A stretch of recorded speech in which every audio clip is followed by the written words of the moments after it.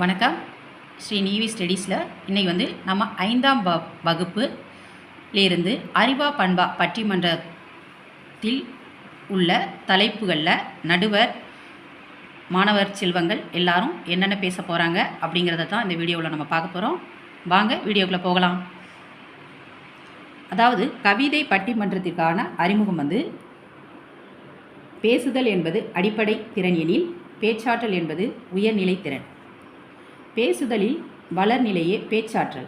அத்தகைய பேச்சாற்றல் திறனை வளர்க்கும் பாடங்களுள் ஒன்று இக்கவிதை பட்டிமன்றம். பலர் நிறைந்த அவையில் தாம் இயற்றிய கவிதையை பாரதிதாசன் வெளியிட்ட போது 11 வயது. கவி பாடும் திறமையை இளமையிலேயே வளர்த்து கொள்வது சாலச் சிறந்தது.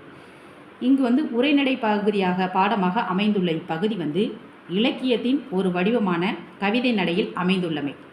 புதுமையின் நுழைவாயில், கவிதைக்குரிய சொல்லாடல், உவமை சிறப்பு, மோனை, ஏதுகை போன்ற நயங்கள் மேலும் பாடப்பகுதியை சிறப்புடையதாக்குகின்றன. மாணவர்கள் குரல் ஏற்ற இறக்கத்தோடு தங்கு தடையின்றி வாய்விட்டு படிக்கும்போது இக்கவிதை பட்டிமன்றம் பேச்சாற்றல் வாய்ந்த பேச்சு கலவையாக மிளிரும். உறுப்பினர்கள் அப்படின்னு பார்த்தீங்கன்னா யார் இதில் இந்த பட்டிமன்றத்தில் கலந்துருக்காங்க அப்படின்னு பார்த்தீங்கன்னா, நடுவராக சிறப்பு விருந்தினர் பங்கேற்றிருக்கிறார். 5ஆம் வகுப்பு மாணவர்கள் இன்சுவை, அருளப்பன், மதியொலி, சலிமா இவங்க தான் இந்த பட்டிமன்றத்தில் கலந்துருக்காங்க. அதாவது இந்த பட்டிமன்றத்தோட தலைப்பை பார்த்தீங்கன்னா அறிவா பண்பா அப்படிங்கிறது தான். இப்போ ஃபஸ்ட்டு நடுவர் பேசுகிறார். என்ன பேசுகிறார் அப்படிங்கிறத நம்ம பார்ப்போம். சரியா? செந்தமிழே நறுந்தேனி செகம் போற்றும் செம்மொழியே முத்தமிழ் சொல்லெடுத்து நற்றமிழ் பட்டி மண்டபத்தின் நடுவராக நான் வந்துள்ளேன். வணக்கம்.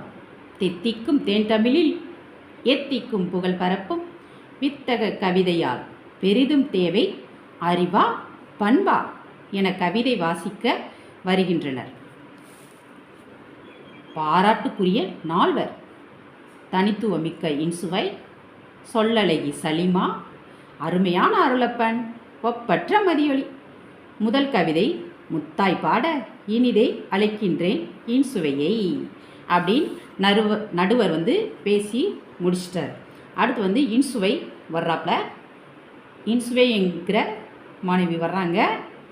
அவங்க என்ன தலைப்பில் பேசுகிறாங்க அப்படிங்கிறத பார்ப்போம். வாங்க. புவி காக்கும் தமிழ் தாய்க்கும் கவியரங்க தலைமைக்கும் ஆன்றோர்க்கும் சான்றோர்க்கும் அறிவுதான் முன்னேற்றத்தின் ஆணிவேர் என்றே அடித்து கூற வந்துள்ளேன். அக்னி தந்த அப்துல் கலாம் அசத்திய அறிவாளே அறிவாளே, அறிவின் துணை கொண்டே 1000 கண்டுபிடிப்பால் தாமஸ் ஆல்வா எடிசனும் வாழ்கின்றார் அறிவாளே. அறிவுமிகு மனிதனாக அகிலத்தில் உயர்ந்து நின்றால் அத்தனையும் நம் கையில் என்று கூறி விடைபெறுகிறேன். அதாவது இன்சுவை பேசிட்டு விடை பெற்று கொண்டார்.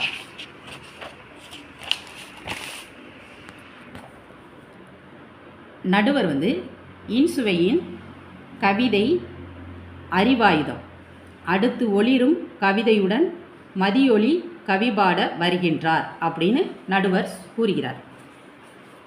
அடுத்து மதியொலி வர்றாப்புல, மேடையில் பேசுகிறாப்புல.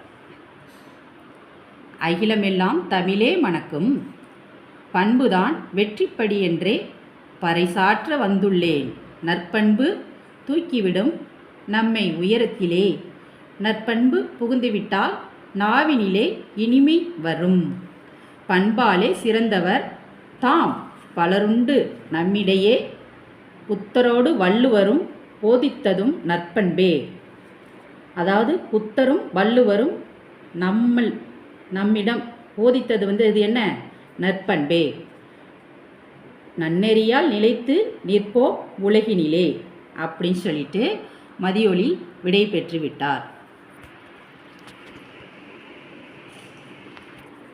அடுத்து நடுவர் பேசுகிறார். மிளிர்கின்ற தமிழ் கவிதை மதியொலியின் அருள் கவிதை அறிவாற்றல் பயன்பேச அருளப்பன் வருகின்றார். செறிவாற்றல் கவிதையொன்றை செப்பிடவே வருகின்றார். அருளப்பன் வருகிறார். அறிவாற்றல் உள்ளவன்தான் ஆளுகின்றான் அண்டத்தை. வெறும் பண்பை வைத்து கொண்டு பெரும் பந்தல் போடலாமோ? கூறும் பண்பில் நம் வயிறும் நிறைந்திடுமோ? நல்லவன் இருந்தால் நாடென்ன முன்னேறுமோ? வல்லவன் வகுத்ததன்றோ வளமான இவ்வுலகு. தூண் போன்ற அறிவேதான் வான்முகத்தை தொட்டிடுமே. அடுத்து நடுவர் வராரு. பண்பின் பெருஞ்சிறப்பை பொழிந்திடவே வருகின்றார் சொல்லழகி சலிமா. அடுத்து சலிமா பிஸ்டாப்ல பண்பிலான் பெற்ற செல்வம் பயனில்லை. உலகோர்க்கே பண்பேதான் அன்பை நல்கும் பன்மடங்கு உயர்வை தரும்.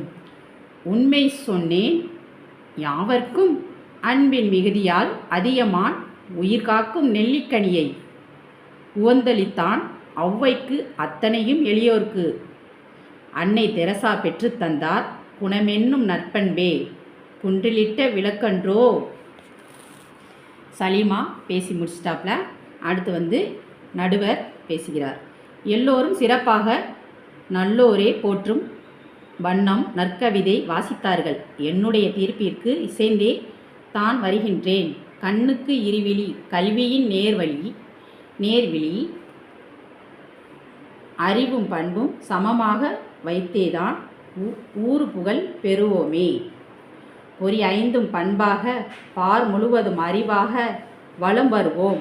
நாமே வளம் நிறை வாழ்த்தோடு நலம் இரண்டும் தானென்று நல்ல தீர்ப்பு கூறி நானும் விடைபெறுகின்றேன். நன்றி, வணக்கம்.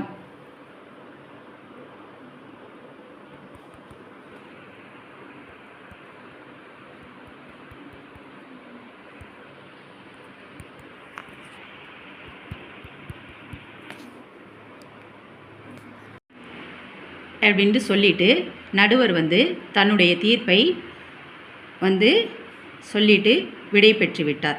அதாவது இந்த உலகத்தில் நம்ம வாழ்கிறதுக்கு நம்மளுடைய அறிவும் பண்பும் ரெண்டுமே முக்கியம். அதுக்கு அறிவும் பண்பும் வளர்கிறதுக்கு ரொம்ப ரொம்ப முக்கியம் என்ன? கல்வி. அந்த கல்வி அறிவு தான் நம்மளுடைய அறிவையும் பண்பையும் வளர்க்கக்கூடிய மிகப்பெரிய ஆயுதமாக இருக்கும் அப்படின்னு சொல்லிட்டு நடுவர் தீர்ப்புகளை வழங்கிவிட்டார். இதோட இந்த பாடப்பகுதி முடிஞ்சது. நான் அடுத்த வீடியோவில் இந்த அறிவா பண்பா பட்டிமன்றத்திற்கான வினா விடைகளை அடுத்த வீடியோவில் நம்ம பார்ப்போம். இந்த வீடியோ உங்களுக்கு பிடிச்சிருந்தால் லைக் பண்ணுங்கள், ஷேர் பண்ணுங்கள், சப்ஸ்கிரைப் பண்ணுங்கள். நன்றி, வணக்கம்.